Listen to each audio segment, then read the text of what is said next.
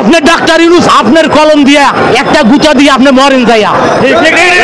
আরে বাংলার এত কোটি কোটি টাকা ব্যাংক লুট, বাংলাদেশ ব্যাংক লুট, একজনের যে টাকা লুট করছে সেই টাকাটা যদি 6 লক্ষ শিক্ষকের দেয় তাহলে জীবনে আর টাকা চাইবে না শিক্ষকরা।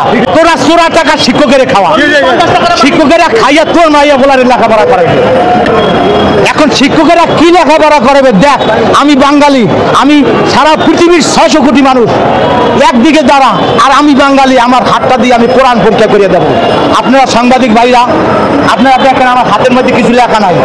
আমি সূরা ফাতিহা থেকে সূরা নাস পর্যন্ত ঘড়ির টাইম 1 মিনিটে শোনাবো। আমার শিক্ষকরা এইটাই শেখাবে।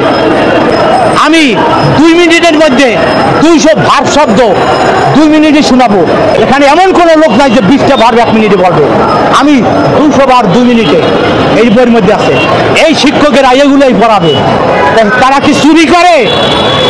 তোদের মতো ব্যাংক লুট, বিভিন্ন লোক লুট করে, তারা কষ্ট করে পড়ায়।